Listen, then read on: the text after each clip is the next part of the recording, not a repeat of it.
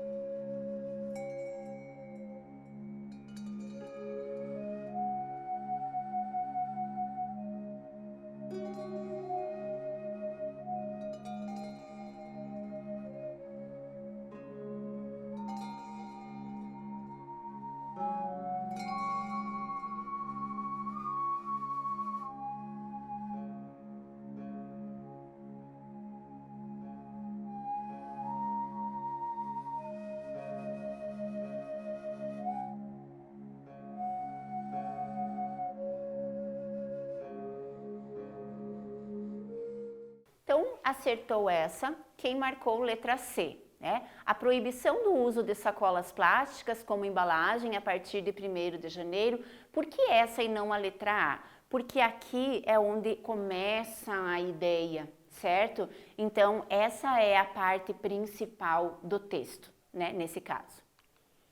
Número 3, no trecho, tararã, né? Então tem lá uma parte, uso de sacolas plásticas como embalagem a partir de 1º de janeiro. A palavra como estabelece uma relação de consequência, causa, conformidade ou comparação. Então, vocês vão ter que retomar um pouquinho aí pela memória de vocês, lá na aula sobre conjunções, tá? Então, essa é uma conjunção consecutiva, causal,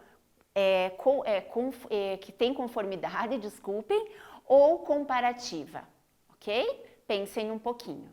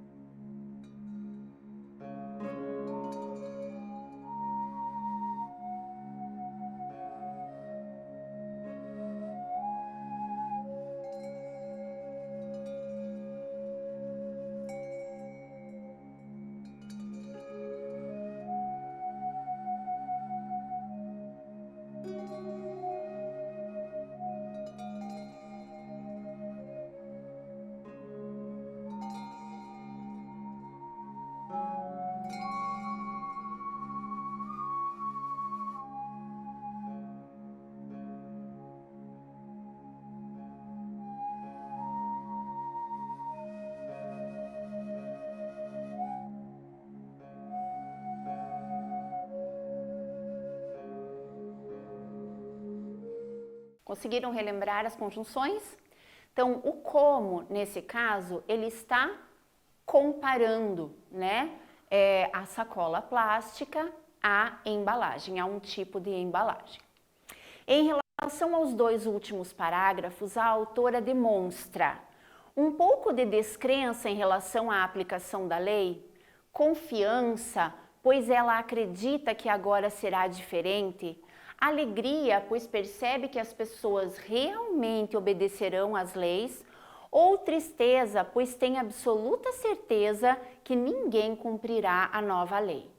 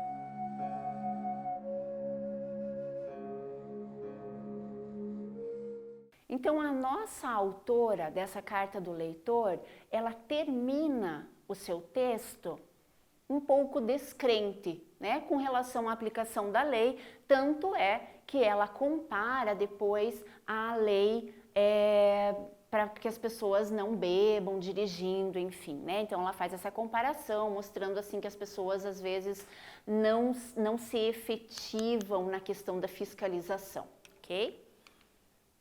No trecho, não basta sancionar a lei. A palavra sancionar, ela é ouvida por nós ou lida por nós, dependendo de onde a gente lê as notícias, quase que diariamente, né? O presidente sancionou, o Congresso sancionou a lei. Será que sancionar significa vetar, né? Vou derrubar essa lei, não vou aprovar. Sancionar significa elaborar, você deve criar a lei. Sancionar é fiscalizar a lei ou sancionar é aprovar a lei? O que vocês entendem quando escutam alguém falando que uma lei foi sancionada?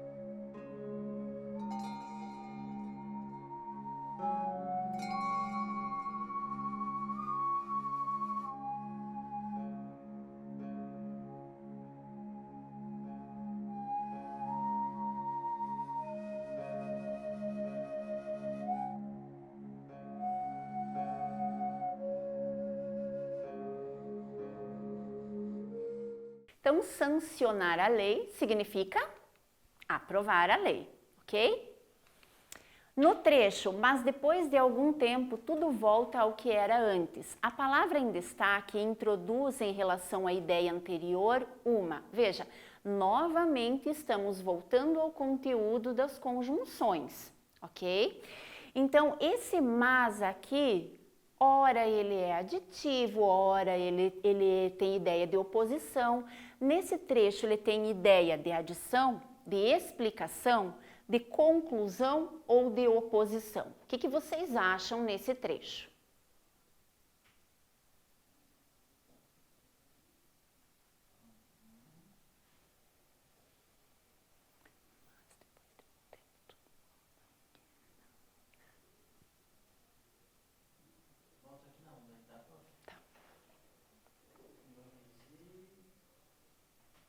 Então, ao colocar essa ideia, a autora, ela quis dizer que há uma lei, né? No início eles fazem um barulho por causa daquela lei, mas depois de algum tempo tudo volta ao que era antes. Esse mas aí, ele está dando ideia de oposição, né? É como se ela estivesse desdizendo aquilo que foi dito, é como se ela estivesse invalidando, né, aquilo que foi feito. Agora é a hora de vocês pararem para pensar um pouquinho. Vocês vão imaginar que queiram escrever, né? Hoje vocês vão querer escrever para uma revista da qual vocês gostem. Pode ser sobre esportes, pode ser sobre música, sobre o teu cantor preferido. Então, a revista que vocês acharem que mais se identifica com vocês, ou o jornal também, não tem problema, tá? Para sugerir um aprofundamento sobre alguma matéria publicada. Veja que aqui eu já estou encaminhando vocês para o objetivo. Vocês não vão reclamar, vocês não vão elogiar, vocês vão sugerir um aprofundamento, ok? Então, assim, por exemplo, na matéria 10, sobre os craques do ano, vocês poderiam ter lembrado daquele gol do Ronaldinho Gaúcho, né? Enfim, o que vocês quiserem sobre aquilo que vocês estão escrevendo, desculpe. Produza a sua carta obedecendo aos critérios estudados. Só que, pessoal, lembrem que não vale vocês enganarem, no sentido assim, professora, eu escrevi só aquilo que vai ser publicado, então um textinho vai ficar muito pequenininho. Não, ele tem que ser feito lá naquela estrutura inteirinha, tá? Lembre-se de deixar claro a que matéria você se refere, se é de esportes, né? Enfim, então esclareça sobre o que você está escrevendo, que seria o assunto. Se quiser, você pode incluir o nome de alguma personalidade para deixar ainda mais criativo o seu texto. Crie um número para a edição dessa revista. Seu texto deve ter entre 8 e 10 linhas. Então, gente, não vale fazer segundo ano do ensino médio, tem que caber numa linha mais ou menos 10 a 12 palavras por linha, tá? É assim que a gente conta. Então, não vale ter 5 palavras por linha e escrever 8 linhas. Vocês não cumpriram com a proposta, certo? Eu quero que vocês façam isso com bastante dedicação, que depois os professores de vocês vão avaliar. Ok? Até a próxima, galera!